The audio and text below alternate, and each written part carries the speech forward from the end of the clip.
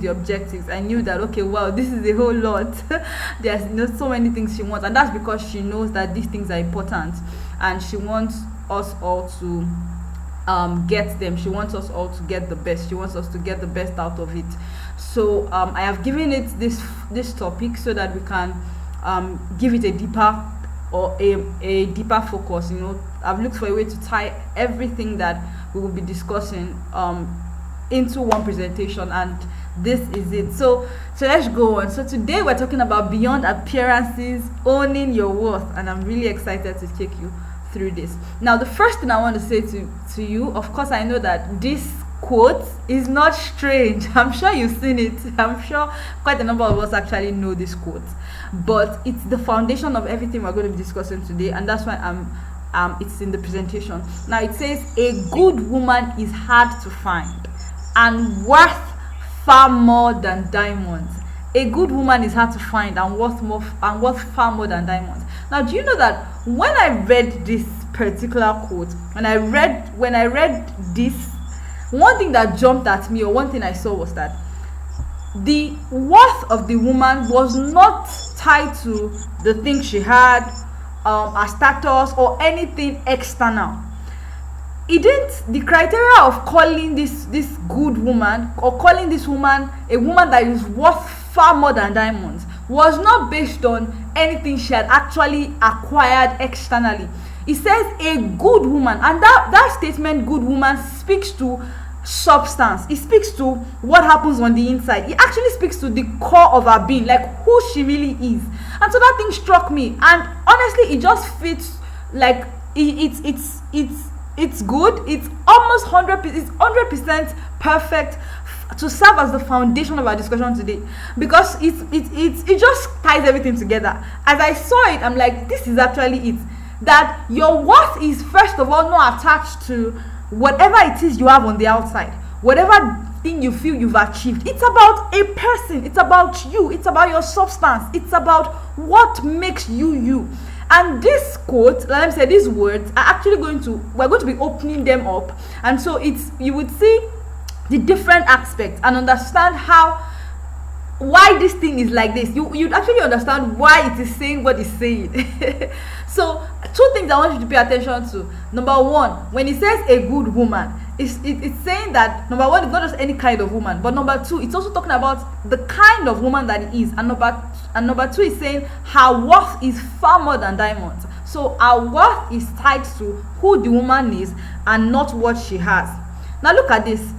Value, of course, you know that we're talking about, a woman who is secured in her worth, and a synonym for worth is also value. So when we're saying know your worth, we're also saying know your value, be valuable, and all. So value is not assigned based on appearance or external attributes, and I've laid the foundation with that quote that we saw, but on substance. And that's what I was saying, that it is not first about what she had or what she's acquiring or what she's going to get externally, but who she is on the inside. And so you see that a woman's value is rooted first of all in her character, because this is the thing that makes her who she is. When people say this is who Bliss is, or this is, when someone says this is who Bliss is, the person is not speaking to what I have or what I have bought or the kind of phone I have, the kind of house I have built. The person is talking about my person, and my person embodies everything that makes me me. Okay, and character is one of it. So a woman's value is rooted in her character, who she consistently shows up as, because your character is your character depends on, or let me say, it's the habits, the things you do daily, the way you live your life, the way you carry yourself. All these things actually form your character. Okay, and so the character is a very important, or let me say, core element of who the person is. So most times when you're saying this is who this person is, you're actually talking about their character. Number two, the essence, and that's what I was saying, the core of her being, who she is on the inside, her very core. Number three, inner formation, what has been built within her over time. Now, can you see the three things that actually speak, or let me say, determine what value you place on a woman, or what worth a woman actually is? You don't see anything about cars, you don't see anything about relationship. There's nothing about, oh, how many degrees she has. There's nothing about, does she have a PhD or not? There's nothing about, does she live in Lekki or does she live in Abuja? No. In fact, none of these things that we have listed actually even point to anything external. Everything is about the person on the inside. Now I want to speak to the wrong things. I want to speak to the wrong things that are defining the worth of women in our time. And it's important I make us understand this, so that when if you are aware of it, you can actually pay attention, and then you know, okay, wow, this thing is common to everybody. I hope I'm not also falling a victim of these things. So you see that these things I'm going to list are actually the major things that are wrong, but a lot of people are defining themselves by and allowing to dictate their worth. Number one, experiences. There are a lot of people, or a lot of women, since our focus is women actually, a lot of women define their worth based on what they've been through. And it's wrong. A lot of people have allowed their past successes or failures. Now, successes in the sense that, yes, you may have achieved many things in the past, but you are still not, they've added to you, yes, so many things. Maybe some people actually like glory in the fact that, oh, their worth is in these things. Another thing is pain, trauma, or even achievement, like I said. Now, the danger here is that when you allow experiences to define your worth, you begin to measure your worth by your history. And so it's either you are limiting yourself or you are over-identifying with what has happened to you. So for instance, because of that pain, that trauma, that thing you went through, you allow some people, for some women, I feel like, oh, nothing good can come out of my life again. I came from a very poor background, my parents were poor, or I made a mistake, I regret this action. And then there's so much limits themselves, thinking, some people even feel like they are worthless. Okay, why some people feel, oh, I've achieved this degree, this is the highest that anybody has achieved in my family. There is actually a danger, and the danger is that you start limiting yourself. You might not even know that you are actually limiting yourself, but you are, because of what happened to you. Now look at the next thing. Number 2 is possessions. So I've said experiences. Number 2, a very important, let me say one very important factor that women are using to define their worth, which is wrong, is possessions. When women start defining themselves by what they have, what they own, and their level of access or lifestyle, that's why you see that because you have bone straight, and then you are the next big thing, or you are the one that is happening because you have iPhone this, whatever iPhone you have, or like I said, you live in Lekki, you live in ABJ, you are abroad, you have, I don't even know, whatever it is. Some people actually define their worth based on possessions, and the danger in it is your value rises and falls with what you can acquire or display. So when you've not gotten the most recent phone, or let me say you've not gotten that landed property, or you are not living in Canada, you don't see anything good about yourself. There's nothing to portray, there's nothing to celebrate. But the moment you buy that Brazilian wig, or you buy this thing, like you can post pictures, you feel like, okay, you have a story to tell. That's a wrong way, or is it wrong factor, or wrong thing, or what will I say now? Now the third thing is perceptions. There are people who define their worth based on perceptions, what people think about them, how they are seen publicly, in fact, even their own perception of themselves. So this kind of people, or this kind of women, they are always, let me tell you, in fact, this one I will shake tables. For instance, a woman who is always, maybe you meet one celebrity today or one influencer, you always want to snap a picture. Now, the reason why you want to snap that picture is so that you can go and post it on WhatsApp, and everybody see that, you know this person, oh my God, you met You are trying to ride on the influence of others. It is you actually defining your worth based on perception of others, because you know that, oh, this person is accepted, and when you post that you are associated with this person, people will accept you too. That is very wrong. And the danger in it is you become a reflection of opinions, because when people say, oh, when they are pleased with you, that's when you are happy, you are joyful, you are this. But the moment, for instance, let me say they now drag you on social media, okay, that's when your life will just crumble. No, in fact, you'll be depressed for days. It's a very wrong way to define your worth. Now look at this. When you measure your worth by your experiences, you hand life the wheel and risk going nowhere. What this means is, the moment you are allowing your past experiences, whether successes, failures, pains, trauma, whatever it is, to define your worth, what you are doing is you are allowing those experiences to sort of determine the course or the path at which your life will go. And so you're not necessarily holding the steering wheel. It means that anything that happens will determine what your outcome in life. It means that you don't actually you won't have a direction, you won't have a focus. So if a bad thing happens and this is the experience you have, that one will determine whether, maybe your life will just like nothing good will come out of you again. And if something good happens, but the risk is that you hand your life, you hand life the wheel, and then eventually you actually end up nowhere. Number 2, when possessions define your worth, you either settle or shrink. Your potential is limited by what you have or what you don't have. So some people will feel that they are in abundance, they've gotten, maybe for instance, you are comfortable, you have a good job, you have a well-paying job, you have basic needs. Maybe you live in you have ACs, very well, maybe at least you are well to do.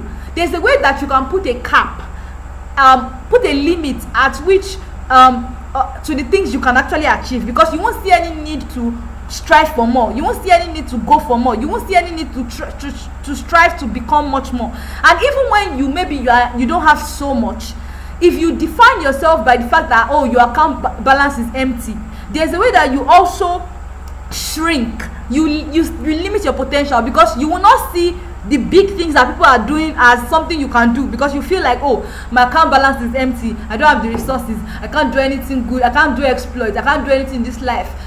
Those things, let's leave the people that are rich to be doing it. So whether you are in abundance or you are in lack, as long as you allow it to define you, there's a danger attached to that. Now look at this. When perceptions define your worth, you chase approval and lose yourself in everyone's voice. When you allow how people see you, validation, you seek validation from men, eventually you will start chasing approval, and all you'll be doing with your life is, let me tell you, it can be very subtle. You might not even pay attention to it. You will not even know. You will know when you start posting pictures just because you want people to respond and say, you like this. In fact, when you achieve something, one reason why you may start posting it is so that people can know that my life is moving forward. That is still defining your worth based on perception, because you feel that if you don't post that you have achieved anything, nobody will know that something good is happening to you, and then you feel worthless. Do you understand? So you start losing yourself in everyone's voice, because you now start doing the things that will make people like you, and as you are doing that, you are losing your originality and losing your uniqueness. Now this is a snippet from the mirror test. It's an assessment that I put together. This is just a snippet of it, that if you were probably on maybe a personal one-on-one coaching call with me, that's an assessment I would have given you if we're discussing this matter. But I just want you to look at it. I want us to take a few of it. So as I'm asking these questions, I want you to just rate yourself in your mind or on your paper, and then if you can share your total score with us, that's good. So number 1, when I look in the mirror, I see a woman of value and purpose, not a collection of flaws and failures. Now, if you feel like, yes, this is so me, I strongly agree, rate yourself 5. But if you feel like, I'm somewhere in the middle, I'm neutral, I know that sometimes that's 3. If you feel like, honestly, this is actually the opposite of how I've been seeing myself, give yourself 1.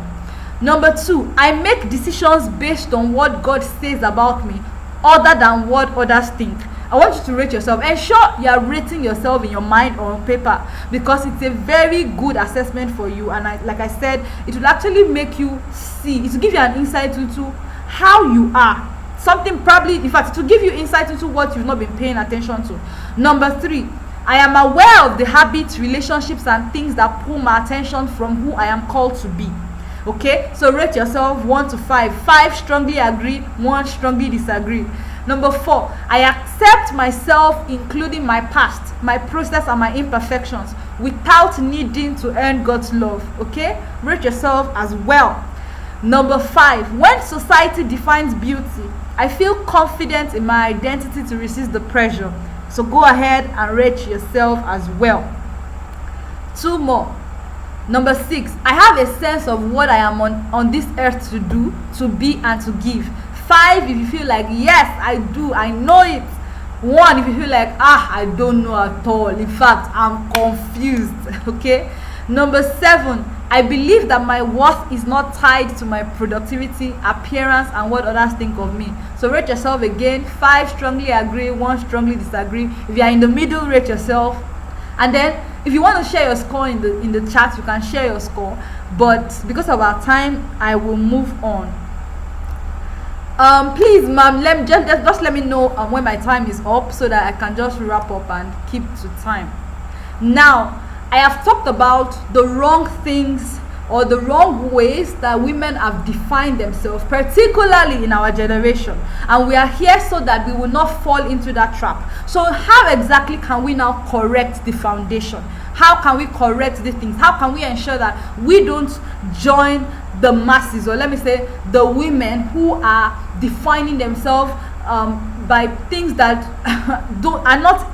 should not even count in the first place? Number 1, know who you are. And that speaks to identity.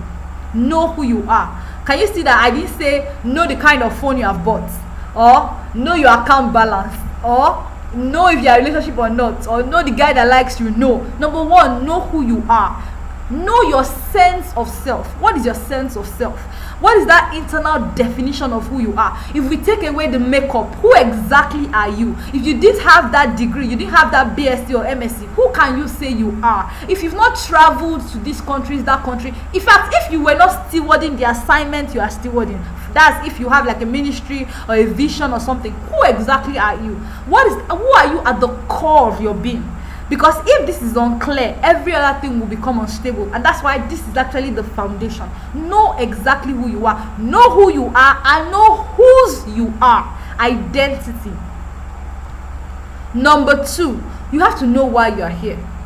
It is when people actually don't know why they are here, when they're just occupying space, adding to the number, you're just helping us to use the oxygen on earth.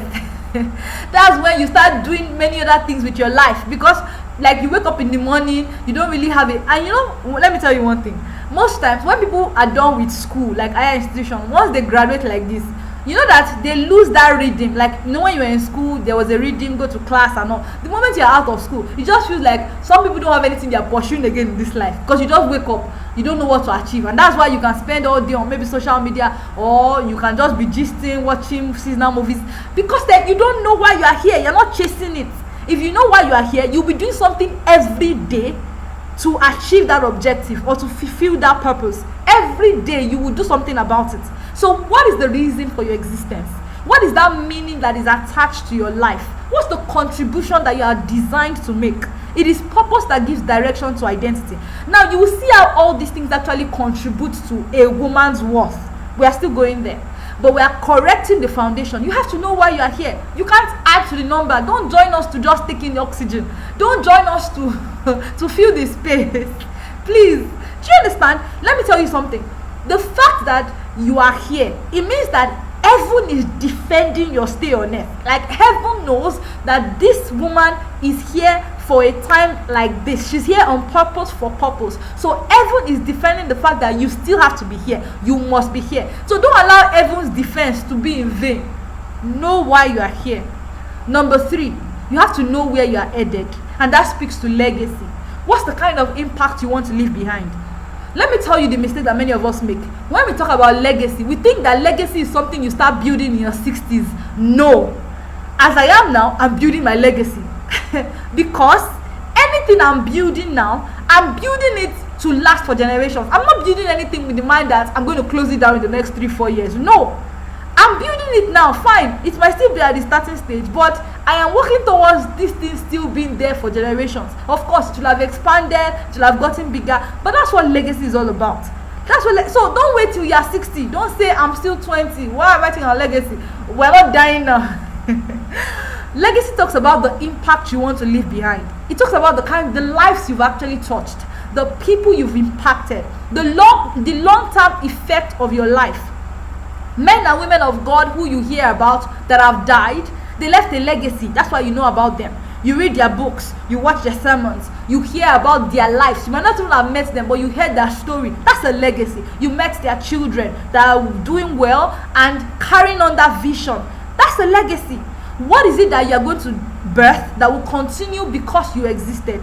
Legacy gives weight and continuity to your life. I tell you, legacy actually gives weight, because it is when you are a joy to many generations that you can say you have weighty worth. When you are a joy to many generations, then you can say you have weighty worth. That's when you can say you have weighty worth. So true worth is not measured by status, attention, or possessions. Anything that can change cannot define you. Anything that can change is an addition. It is not a definition. It is not your definition. So you cannot measure your true worth by your status. So you can't measure your true worth by attention or possessions. Now, I want you to, these are 3 things. If someone might be asking me, what are the 3 things, or let me say, what are the things that I can start doing from now, or I can do after leaving this call, that can help me to truly be secured in my worth? The first thing I want you to do is to write your identity statement. Answer this question: who am I beyond my experiences? Who am I beyond my possessions? Who am I beyond people's opinions? You've heard people say that. I mean, I'm sure you've heard popular people, let me say men of God, say that if you strip them of everything they had now and you take them to maybe a dry land, that they will reproduce that same thing where they are in that dry place. It's because it is everything that they've built is about their substance. It's not about the external. It's about who they are on the inside. They produced it. They produced it because they carry something. They are weighty. They have weight and worth. So write your identity statement. Who am I beyond my experiences? Who am I beyond my possessions and beyond people's opinion? Number 2, define one problem you want to solve. Now, I'm not saying that you should think about the biggest problem, like what's America is facing, I want to solve it. No, calm down. You don't have to start like, you don't have to think about what the whole world is facing I want to solve. But as small as, not even small, every problem is actually a problem. Like, even if it's something you've noticed in your community, your environment, or social media, in maybe somebody living around you, or even a problem. In fact, it can even be a global problem, because who says that God cannot give you a solution? It can be a global problem, and God can tell you, okay, start from here, start reading about, start learning. So what is that problem that you want to solve, that when they mention your name, you feel like you want it to be on paper that you contributed to solving this problem, which is even maybe a global problem. In fact, it should be a global problem, because we are actually global. We are not local. Yes, we'll start from here, in Jerusalem, Judea, Samaria to the ends of the earth, So we are starting from where we are, but we are spreading. Our tents are spreading. Our tentacles are spreading. So define one problem you want to solve. Who is better because you exist, and how? Who is going to be better because you are alive, and how will they be better? Who is going to be better because you decided to rise, and how? Who is going to be better because you decided to be secure in your worth, and how? Number 3, write a one-page legacy. Write a one-page legacy vision. What do I want my life to be known for? It doesn't have to be 3 paragraphs. 3 pages now. It can be maybe 1 page. It can be 2 paragraphs, 3 paragraphs. At least what you understand now based on the revelation you have, because revelation is progressive. The more you grow, the more you develop yourself, become so many more things. Your vision gets bigger, it expands. So much light comes to you, and then you getting a clear picture about where you are headed. But at least where you are now, what do you want to be known for? What do you want people to remember you for? What do you want them to write on the tombstone when you are buried? You won't die young, definitely. But what do you want people to say? What do you want them to be testifying about when you are no longer here? Write a one-page legacy. What do I want my life to be known for? Now we're going to take these affirmations, and I would beseech you can unmute your mic so that we can say it together. It's just a way of reminding ourselves who we are and whose we are, and also realigning us back to what our host wants us to achieve, back to the place where we understand our worth and we are secure in our worth. So say after me: I am a woman of substance. My worth is rooted in who I am. not what I have or what others think of me. I am confident, grounded, and secure in my identity. I am fearfully and wonderfully made. My internal value is unshakable. I am here to make a difference. My life is full of purpose and intentional impact. I am building a life that will bless generations. My legacy